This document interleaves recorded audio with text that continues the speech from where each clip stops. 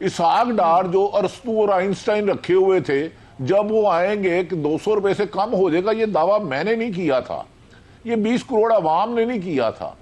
Petrol आप कह रहे थे हम 100 रुपए से कम ला देंगे, दरअसल ये हुकूमत अपने बुलंद व बाले किए हुए दावों के बोझ तले ही दब गए हैं। इन दोस्तों, मैं महेंद्र शर्मा स्वागत करता हूं वन वर्ल्ड हिंदी में आपका। उम्मीद करता हूं आप खुश और स्वस्थ है। दोस्तों आइए दिखाते हैं पाक मीडिया की एक और लेटेस्ट डिबेट, जिसमें कैसे डिस्कशन किया जा रहा है कि पाकिस्तान की इकोनॉमी अब आईएमएफ के घुटनों पे पड़ी है। क्योंकि आईएमएफ अगर जो भी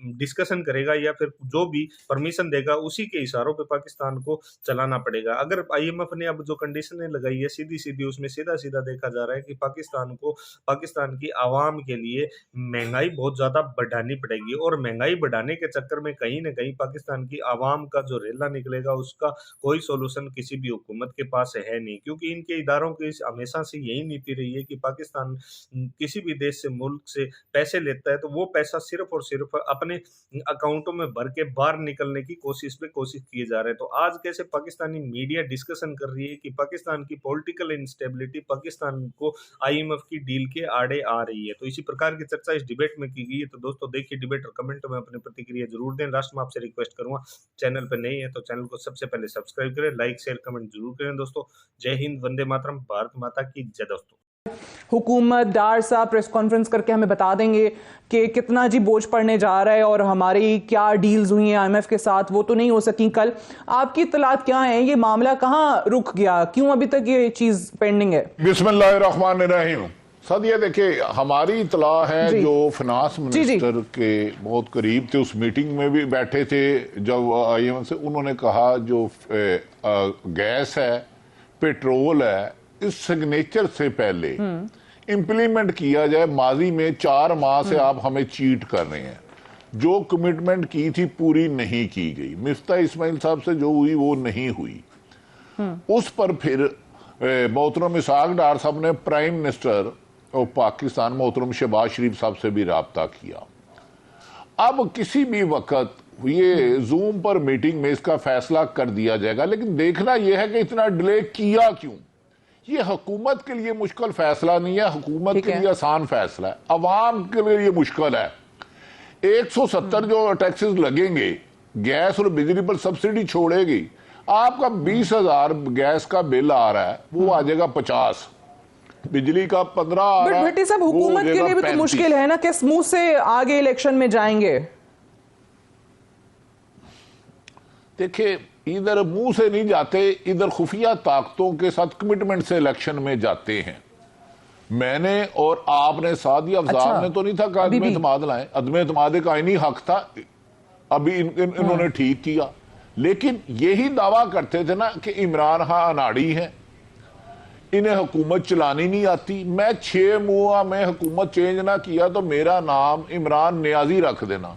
अब कम से कम शहबाज साहब को नाम तो कुछ चुन लेना चाहिए। 6 माह से ज्यादा 10 माह हो गए।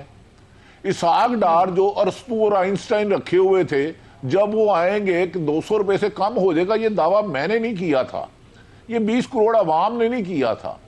पेट्रोल आप कह रहे थे हम 100 रुपए से कम ला देंगे, दरअसल ये हुकूमत अपने बुलंद व बाले किए हुए दावों के बोझ तले ही दब गए हैं। मैं सादिया आपको थोड़ी देर में एक व्हाट्सएप भेज तो 91 शहीद बेनजीर भुट्टो की गालबन हुकूमत थी जी, तो नवाज शरीफ साहब का उस वक्त इलेक्ट्रॉनिक मीडिया नहीं था, उनका बयान था कि मुझे 1 साल हुकूमत मिल गई, 1 साल तो मैं इस मुल्क की तकदीर बदल दूंगा। वो ये झूठ बोले, कवा काटे काले कवे से डरियो, काला कवा भी इनसे डरता है। आपको याद होगा 2008 में पाकिस्तान पीपल्स पार्टी की हुकूमत आ गई, यही डार इन्होंने ब्लैक पटिए बांध के ओथ लिया था और फिनांस मिनिस्टर बने थे। चंद दिन बाद इसहाक डार साहब ने अलहदगी हो गई थी पीपल्स पार्टी से कि ये मुल्क तो चंद दिनों में दिवालिया होने वाला है। और यार 40 साल से इस मुल्क की दिवालिया की खबर अवाम को सुना रहे हो और आपके अपने असासे अरब खरब गुना बंद हो जाते हैं। मौजूदा वज़ीर आज़म के दामाद जो अली इमरान बहुत अच्छे आदमी है, बहुत ही अच्छे आदमी, अनबिलीवेबल। मैं उन्हें बरतानिया दौर का जानता हूं, जब उनके वालिद साहब का रंगमहल में बिजनेस था, तो मैं आजम क्लास मार्केट में छोटा था काम करता था। वो नवाज शरीफ की हुकूमत में लंदन चले गए, उनके बच्चे प्राइवेट स्कूल में पढ़े। अब उन्होंने बहुत बड़ा प्रोजेक्ट शुरू किया। यार इन हुक्मरानों की अपने सांसें तो बढ़ते जाते हैं, अवाम ही दिवालिया होती है ना। मुझे बताएं कभी इन्होंने ऐसा फैसला किया इनके लिए मुश्किल हो? आज 1000 रुपए लीटर पेट्रोल हो जाता है, इनको क्या फर्क पड़ेगा? छोटे जाओ जरा टैक्सी फुल करा लो लाख रुपए की। तो बिल्कुल सही है, अवाम पे तो बोझ आएगा। आप दुरुस्त फरमा रहे हैं, बिल्कुल ठीक कह रहे हैं।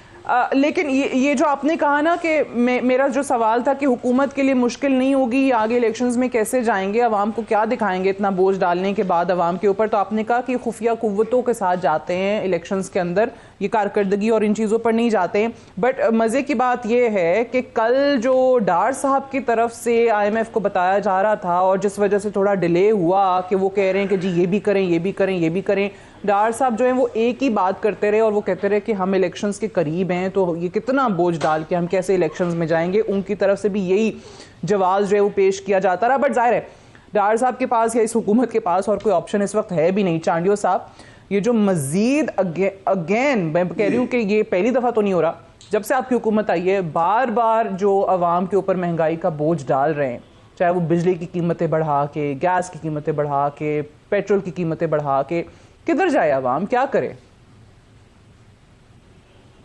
जो भी आपकी मेहरबानी, जो भी हुकूमत आती है उसको फौरी तौर पे जो हालात मद्दे मुकाबले आ जाते हैं वो उस हुकूमत का किया धरा नहीं होता। वो गुज़िश्ता जो गई हुई हुकूमत है उसके भी कुछ कारनामे होते हैं जिनके ऊपर आकर आने वाली हुकूमत बैठती है। मैं इल्जाम की बात नहीं कर रहा, गुज़िश्ता हुकूमत में तमाम वज़रा को नहीं, अक्सर वज़रा की तकरीरें सुन लें, उन्होंने कहा कि हमारे लिए एक ही मुसीबत है महंगाई। तो महंगाई उस वक्त भी थी, अब शदीद है, क्योंकि गुज़िश्ता हुकूमतें वायदा करके गई हैं, IMF से मामला तय करके गई है, दस्तखत करके नहीं गई, शराइत मान के सब गए हैं। अब हालात ऐसे हैं, अब इनके गले में आई, तो इसमें कोई शक शुबा नहीं। भट्टी साहब कह रहे थे दावा है, दावा है, जो हुकूमत आती है भट्टी साहब वो दावाओं के साथ आती है। जो जिस वजीर आज़म को आप कमाल का कह रहे हैं, वो जब आ रहे थे तो पता है क्या कह रहे थे, आपको याद है? मेरे पास ऐसी टीम है, ऐसी टीम है, मैं जैसे उतरूंगा कमाल कर दूंगा। वो आते ही उस टीम का बेड़ा गर्क किया, असद उमर साहब को हटा, हुकूमत से अलहदा कर दिया, वो ही उनके कप्तान थे। फिर उन्होंने कहा मैं ये करूंगा, आप देखिएगा ये VIP कल्चर खत्म हो जाएगा, ये नहीं होगा प्रोटोकॉल। आपने देख लिया प्रोटोकॉल। मैं ये दीवारें गिरा दूंगा, गवर्नर हाउस की दावा थी, कौन से गवर्नर हाउस की दीवार गिराई? मैं वजीर आज़म हाउस के दरवाजे कब वजीर आज़म हाउस के दरवाजे खोले? एक बार गवर्नर हाउस चीफ मिनिस्टर उधर पंजाब में टिकट लगा कर लोगों को बुलाया। ये हुकूमतें दावा करती है, इसमें कोई कबात नहीं है। असल बात यह है कि आने के बाद दावा। अच्छा, मुझे ठीक है, मुझे चांडियो साहब एक और बात बताइए कि पाकिस्तान पीपल्स पार्टी ने ऐलान किया कि हम ज़िमनी इंतखाब जब भी होंगे हम कंटेस्ट करेंगे, लेकिन बाकी जो PDM में शामिल जमातें हैं वो इस चीज़ की हामी नहीं है। और हमारे तक खबरें आ रही हैं कि शायद PMLN की तरफ से, फजलुर रहमान साहब की तरफ से आप लोगों को भी कन्विंस करने की कोशिश की जा रही है, इसी बात को बुनियाद बना के कि जो हमारी IMF के साथ अब डील होने वाली है उसके बाद मजीद अवाम पे महंगाई पड़नी है, तो पीपल्स पार्टी भी हमारे साथ ये इंतखाबात का बॉयकॉट करे, नहीं तो लेने के देने ना पड़ जाए आपको भी। देखिए, पीपल्स पार्टी इस इत्तेहाद में उनके साथ जरूर है, पर उन्होंने अपनी पार्टी को जम नहीं किया उस इत्तेहाद में। उनकी अपनी पार्टी पॉलिसी अपनी जगह पर मौजूद है। एक जिसको हम मुसीबत सियासी तौर पर समझते थे उसके लिए हमने कोशिश की है, लेकिन मेरा अपना ख्याल है पीपल्स पार्टी किसी ऐसे काम में शरीक नहीं हो सकेगी जिससे जमहूरियत रुक जाए, जिससे इंतखाबात के रास्ते रुक जाए, और जो कहे कि ये रास्ता जमहूरी नहीं है। बिल्कुल ठीक है, अच्छी बात है, बट चांडियो साहब ऐसा क्या है, ऐसा क्या है कि आप इतना ज्यादा वसूख के साथ, इतना यकीन के साथ इलेक्शंस में जा सकते हैं, जबकि आपके साथ इस इत्तेहाद में शामिल बाकी जमातें जो हैं वो कन्विंस्ड नहीं हैं, उनको लगता है कि वो हार जाएंगे। आपको क्यों लगता है कि आप नहीं हारेंगे? मैं और किसी जमात पे तबसरे करने का मिजाज नहीं हूं कि मैं किसी दूसरी जमात पे तबसरा करूं। हर जमात अपने अमल का खुद जवाबदार। मैं अपनी जमात की बात करता हूं। हम इंतखाबात से भागने वाले नहीं हैं, हम मुकाबला करने वाले हैं। हमें ये पता है मुश्किल से मुश्किल हालात में पाकिस्तान 2 लाख हो चुका, हम गए, हमने हुकूमत संभाली, सब भाग गए। ज़ियाउल हक आए, मुसीबतें छोड़ गए, सब भाग गए, हम हुकूमत में आए। हम अपने आप में इतनी सख्त समझते हैं कि अल्लाह ताला की मदद से, अवाम के एतमाद से हम बहरान को हल कर सकते हैं। हम अभी ये कहते हैं कि हाँ, अवाम बाशऊर है पाकिस्तान के, वो देख रहे हैं कि इन हालात का असल में जिम्मेदार कौन है, और जिन्होंने जो किया है उनको भी अभी ये अभी वक्त की बात है, और अभी वो मजलूम खड़े हैं, लेकिन आने वाले दिन में इनको भी जी ठीक है, इजाजत दीजिएगा, मैं वापस इसी पे आती हूँ, लेकिन पहले फारूक हबीब साहब से भी जरा इस पे कमेंट ले लें। जी इनको कौन सी फसल काटनी ठीक है। फारूक हबीब साहब, कोई और जमात तैयार हो ना हो, पाकिस्तान पीपल्स पार्टी आपका मुकाबला करने के लिए इंतखाबात में बिल्कुल तैयार है, तो इसका मतलब है कि उनके पास इतने कोई मजबूत दलाइल हैं आपकी साबका हुकूमत की कारकर्दगी ना होने के हक में, जो वो अवाम में जाकर बताएंगे और उसी बुनियाद पे उनको लगता है कि वो जीत भी जाएंगे? देखें, हम तो इनको खुशामदीद कहेंगे, अच्छी बात है, इंतखाबात में हिस्सा लेना चाहिए। हमने कब रोका है इनको इंतखाबात में हिस्सा लेने के? और वैसे भी पीपल्स पार्टी ने तो वो काम कर दिखाया है नून लीग के हवाले से जो कोई उनका दुश्मन भी नहीं कर सका, और जिस तरीके से पंजाब के अंदर उनका सफाया हो चुका है वो किसी से ढका छुपा तो नहीं है। ये तो सिंध के अंदर अपनी हुकूमत में वहां पर बैठे हुए हैं, इत्तेहादी हैं अच्छी उनके। बात है, वो मैं तो नहीं कहता, जो कहने वाले हैं सारे बिल्कुल अच्छी बात है, ऐसा इत्तेहाद